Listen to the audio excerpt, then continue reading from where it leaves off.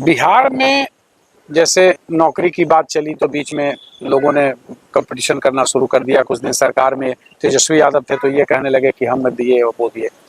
प्रशांत किशोर बिहार में नौकरी पैदा कैसे करेंगे? पहली बात तो ये जो लोग कह रहे हैं इनसे बड़ा कोई झूठा हो नहीं सकता है। एक आंकड़ा आप अपने दर्शकों को बताइए।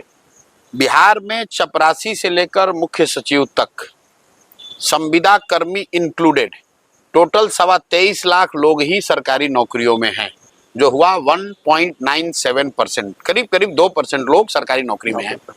देश के स्तर पर 3% लोग सरकारी नौकरी करते हैं। अब ये ऐसा मूर्ख बना रहे हैं लोगों को, कहता है हम 5 लाख नौकरी दे दिए। तो भाई 23 लाख टोटल आदमी नौकरी कर रहा है, तुम 5 लाख तुम ही दे दिए। तुम लड़ रहे हैं कि हम दिए कि तुम दिए। मैं ये कह रहा हूं कि भाई किसी ने दिया, ये टेक्नोलॉजी का जमाना है। जिन 5 लाख लोगों को नौकरी मिली है, सरकार उसका नाम और नंबर जारी कर दे, उसके बाद हम लोग तय कर लेंगे कि नीतीश ने दिया कि तेजस्वी ने दिया कि भाजपा ने दिया। टोटल फर्जी बात है मेरे भाई। जो शिक्षकों की नियुक्ति हुई उसमें नए लोगों को नौकरी नहीं मिली। वो जो पहले से नियोजित शिक्षक थे उनको राज्यकर्मी का दर्जा मिला। वो सर्विस कंडीशन को चेंज करने को नई नौकरी नहीं कहते हैं, उनको सेम सैलरी मिल रही है जो पहले मिल रही थी। जो बाकी नए लोगों को नौकरी मिली उसमें आधे से ज्यादा इस राज्य के बाहर के लड़कों को मिली। अब रोज लोग डोमिसाइल के नाम पर हल्ला मचा रहे हैं।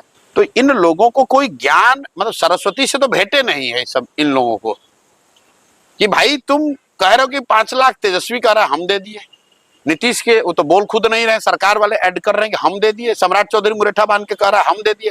पहले वो 5 लाख लोगों का नाम तो जारी करो, किसको मिला नौकरी बता दो। तो हम बिल्कुल ये नहीं कह रहे हैं कि सरकारी नौकरी दे देंगे जी, क्योंकि मेरा उसमें यकीन नहीं है। सरकारी नौकरी देकर आप 13 करोड़ लोगों का जीवन नहीं सुधार सकते हैं। हम लोग का जो फॉर्मूला है कि 15 साल से कम के बच्चे को इतनी अच्छी शिक्षा बिहार में दी जाए कि वो आगे चलकर बड़े होकर व्यवस्था पर बोझ ना बने। 15 साल से 50-55 साल की उम्र के युवाओं को शिक्षित आप फिर से नहीं कर सकते। हम लोग उसको पूंजी देना चाहते हैं ताकि वो रोजी रोजगार कर सके। 4% ब्याज पर लोगों को सस्ता सरकारी गारंटी पर लोन मिले ताकि लोग घर घर रोजी रोजगार कर सके।